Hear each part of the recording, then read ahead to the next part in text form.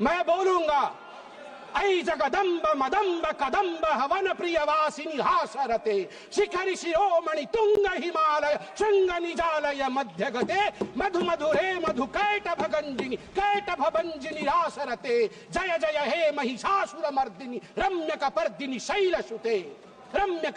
शैलसुते भारत की नारी दुर्गा है। और यहाँ शिव जी की बात राहुल जी करते हैं, आदि देव शिव है, आद्य शक्ति माँ दुर्गा है। याद रखिए, हमारी राष्ट्रपति आदिवासी है, आदि काल से जिसके ऊपर जल जमीन और इस पूरे जंगल का आशीर्वाद हो, उनको बेचारा कहना उचित नहीं है। Thank you sir. माननीय श्री संबित पात्रा जी।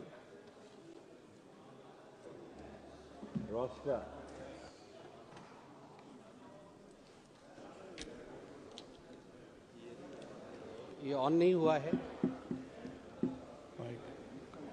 धन्यवाद माननीय सभापति जी, आपने मुझे आज सदन में अपने विषय को रखने का मौका दिया। कल मैं सदन में मौजूद था और मैं नेता प्रतिपक्ष को सुन रहा था।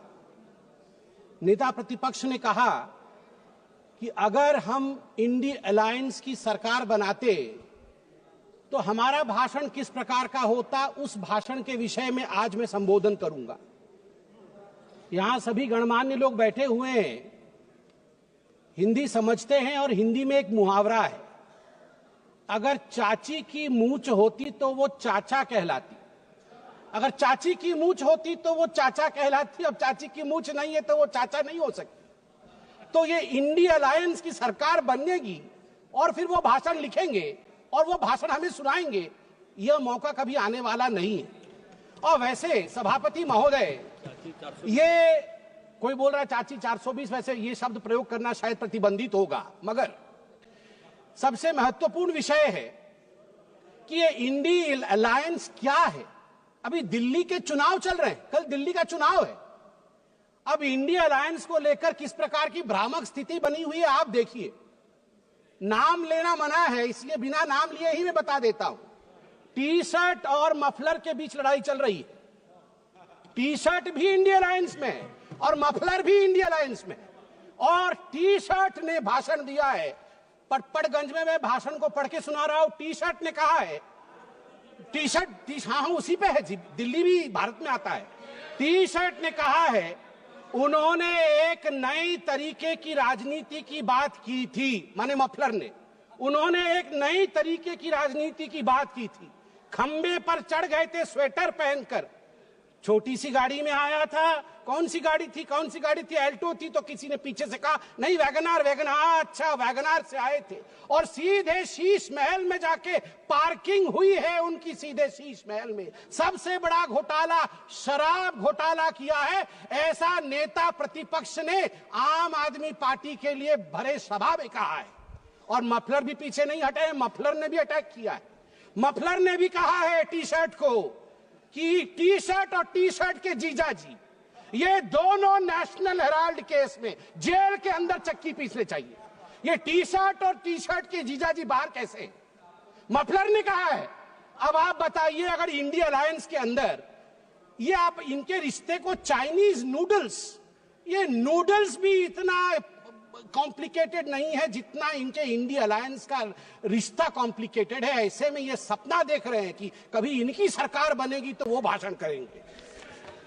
आज चीन के विषय में तो 34 बार चीन का नाम लिया गया, चीन में मैन्युफैक्चरिंग, चीन में प्रोडक्शन, सब कुछ बताया गया।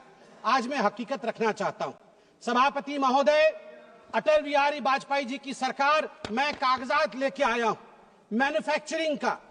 चीन की मैन्युफैक्चरिंग की बढ़ाई कर रहे थे आदरणीय राहुल जी।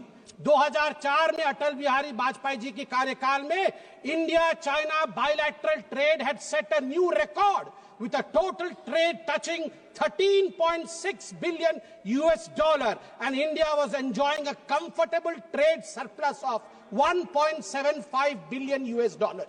इंडिया का ट्रेड सरप्लस था, हम एक्सपोर्ट ज्यादा कर रहे थे, इंपोर्ट कम कर रहे थे, $1.7 बिलियन अधिक कमा रहे थे। मगर 2004 से 2014 तक 10 वर्षों में इनकी पार्टी ने ध्वस्त कर दिया उसे। 25 गुना जो डेफिसिट होता है, ट्रेड डेफिसिट, वो बढ़ा के रख दिया इंडिया और चाइना के बीच में। मैं आज सवाल पूछना चाहता हूं, यही करार हुआ था क्या? ये जो दोनों गए थे चीन में, MOU साइन हुआ था शी जिनपिंग के साथ, राहुल गांधी जी ने किया था क्या? यही करार किया था? आप बताइए। अब अनएम्प्लॉयमेंट के विषय में बातचीत हुई थी। अनएम्प्लॉयमेंट का रिकॉर्ड यहां मैं स्ट्रेट रखना चाहता हूं। RBI KLEMS, capital, labour, energy, material और सर्विसेज, इसके माध्यम से देश का एम्प्लॉयमेंट निर्धारित होता है। मैं आपको यहां आंकड़े दे दूं, जहां 2004 से 14 के बीच जब यूपीए की सरकार थी तो मात्र 2.9 करोड़ नौकरी दी गई थी। वही मोदी जी के 10 वर्ष के कालखंड में 2014 से 2024 के बीच 17 करोड़ की नौकरी दी गई है। 2.9 करोड़ वर्सेस 17 करोड़। यूपीए की कार्यकाल में एम्प्लॉयमेंट का ग्रोथ रेट मात्र 6% था और वही मोदी जी के कार्यकाल में 10 वर्षों से एम्प्लॉयमेंट का रेट 6% से बढ़ के 36%, 36% हुआ है।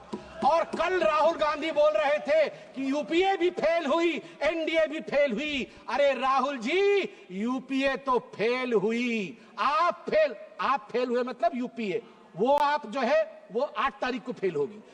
आप तो फेल हुए ही हुए हैं, मगर हम डिस्टिंक्शन के साथ पास हुए हैं, डिस्टिंक्शन के साथ। युवाओं के बारे में राहुल जी बोल रहे थे। इंडिया स्किल रिपोर्ट पढ़िए साहब, India skill report. Youth employment of graduates singularly and drastically increase from 33.95% in 2013 to 54.81% in 2024। ये जंप है, ये छलांग है मोदी जी के अंतर्गत। सभापति महोदय, अधिक समय नहीं लूंगा। मैं आपको 2 और छोटे छोटे विषय हैं, गंभीर विषय है, वो रखना चाहता हूं। एक विषय है चीन को लेकर। चीन को लेकर कहा गया कि आर्मी और प्रधानमंत्री के बीच कहीं ना कहीं संबंध खराब है। चीन को लेकर कहा गया कि हमारी जमीन हड़प ली चीन ने। 38,000 वर्ग किलोमीटर, 38,000 स्क्वायर किलोमीटर भारतवर्ष का जमीन चचा नेहरू ने चीन को दिया था। और मैं यहां पर ऑन रिकॉर्ड नेहरू जी के भाषण को रख रहा हूं। नेहरू जी ने भाषण देते हुए अक्षय चिन्ह पर जब अटैक हुआ था उनके ऊपर इसी पार्लियामेंट में, तो नेहरू जी ने क्या कहा था? ध्यान से सुनिए, नेहरू जी ने क्या कहा था? Not a blade of grass grows there, not a blade of grass grows there, 17,000 feet high, uninhabitable, and we didn't even know where it is। तो हमने दे दिया। तो आप जानते हैं सभापति महोदय, महावीर त्यागी जो खुद कांग्रेस के ही मंत्री थे, नेहरू जी के कैबिनेट के, वो खड़े हुए और महावीर त्यागी जी के बाल नहीं थे, उन्होंने अपना सर दिखाया और कहा, Nehru ji, this head, bald head, does not grow any hair. Should I give the head to someone else? Should I give the head to someone else? तो नेहरू जी भी शर्मिंदा हो गए थे, आर्मी, अंत कर रहा हूं साहब, आर्मी ये गंभीर विषय है, मुझे और 2 मिनट दीजिए। आर्मी को लेकर राहुल जी ने कहा कि मोदी जी और आर्मी के बीच खाई है। मैं 2012 के एक आर्टिकल की ओर जो इंडियन एक्सप्रेस में छपा था, आपका ध्यान आकृष्ट करना चाहता हूं। हर किसी को वो आर्टिकल पढ़ना चाहिए। The January night Raisina Hill was spooked, 2 key army units moved towards Delhi without notifying government। और इस आर्टिकल में कहा गया है, मनमोहन सिंह जी को और गांधी परिवार को लगा था कि आर्मी तख्ता पलट कर रही है। अंत में द्रौपदी मुर्मू जी, जो महामहिम राष्ट्रपति है, वो मेरे राज्य से आती है, वे उड़ीसा से आती है। इसलिए जब उनको पुअर लेडी और पुअर थिंग कहा जाएगा, उड़िया अस्मिता कभी चुप नहीं रहेगा। मैं बोलूंगा ऐ जगदम्ब मदम्ब कदम्ब हवन प्रियवासिनी हासरते शिखरि शिरोमणि तुंग हिमालय शृंग निजालय मध्य गते मधु मधुरे मधु कैटभ गंजिनी कैटभ भंजिनी रासरते जय जय हे महिषासुर मर्दिनी रम्य कपर्दिनी शैलसुते रम्य कपर्दिनी शैलसुते। भारत की नारी दुर्गा है और यहाँ शिव जी की बात राहुल जी करते हैं। आदि देव शिव है, आद्य शक्ति माँ दुर्गा है। याद रखिए हमारी राष्ट्रपति आदिवासी है। आदि काल से जिसके ऊपर जल जमीन और इस पूरे जंगल का आशीर्वाद हो उनको बेचारा कहना उचित नहीं है। और याद रखिए जगन्नाथ जी की भूमि से आती है। द्रौपदी मुर्मू जी जगन्नाथ जी की भक्त है और जगन्नाथ महाप्रभु जिसके पीछे खड़े हैं वो भक्त कभी बेचारा नहीं हो सकता है।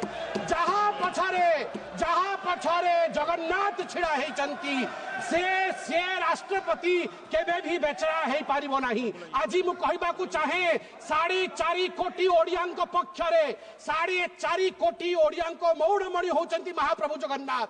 महाप्रभु जगन्नाथंक भक्त होचंती द्रौपदी मुर्मू।